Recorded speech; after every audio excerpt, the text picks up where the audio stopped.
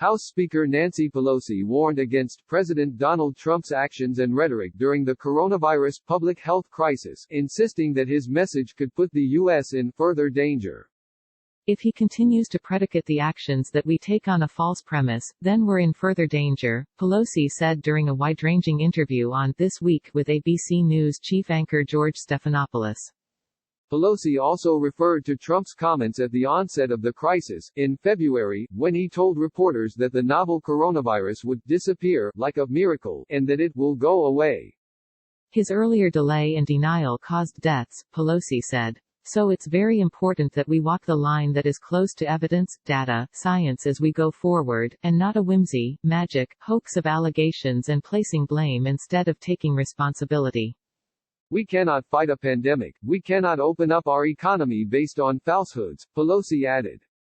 Pelosi's comments come amid an ongoing war of words with Trump, who took to Twitter to blast the speaker, calling her an incompetent, third-rate politician, who is responsible for many deaths.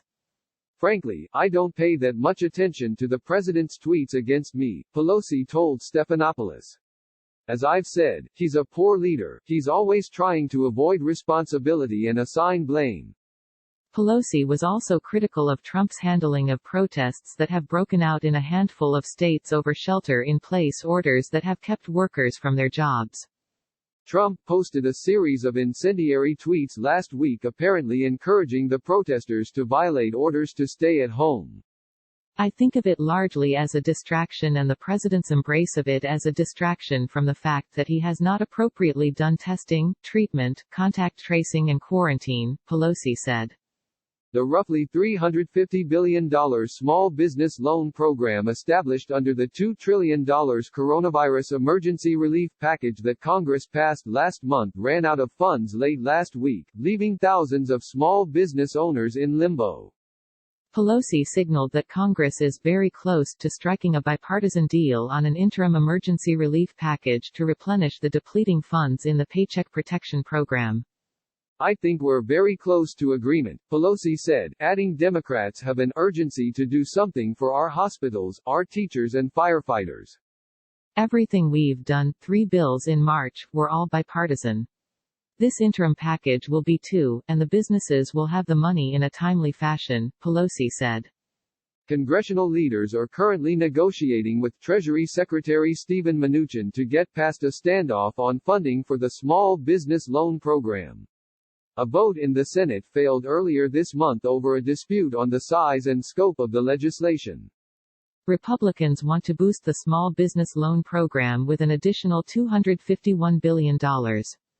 Democrats are pushing for nearly $500 billion for the emergency relief package, with funds going toward the Small Business Loan Program, local and state governments, hospitals and an increase in food benefits. During a White House briefing on Saturday, Trump called on lawmakers to replenish the Small Business Relief Fund, saying that funding is now fully drained. It's out. It's gone. Lawmakers must stop blocking these funds and replenish the program without delay, Trump said. The Democrats have to come on board. I used to read that these were Democrat programs, not Republican. Seems to have switched around a lot, hasn't it, huh? Switched around a lot. The Republicans want it. I think the Democrats probably do too, but they also want other things that are unacceptable. While a deal may be close, voting on it is another issue. Pelosi acknowledged that remote voting by proxy, which would allow lawmakers who are unable to travel to Washington to give their proxy to a lawmaker who is in the chamber, is a possibility.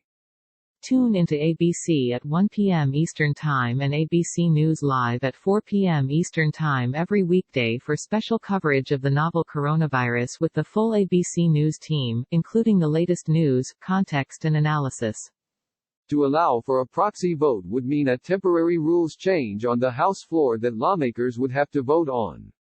If they attempt to pass a rule change under unanimous consent, which wouldn't require every lawmaker to return to the nation's capital, any one member of the House could potentially object and further delay passage. We want to make sure though that we can do it in a bipartisan way, Pelosi said. As for reopening the nation, Pelosi wouldn't give an estimate on when she thinks Americans can return to normalcy. Los Angeles Mayor Eric Garcetti said last week that large gatherings like sporting events and concerts are unlikely to occur until 2021. I don't know that anybody can give you a timeline, Pelosi said. We're prayerful that there will be a cure soon, that there'll be a vaccine, that will take longer.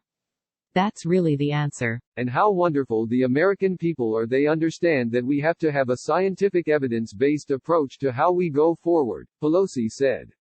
Because we can't just go out there and then find out that we went out too soon.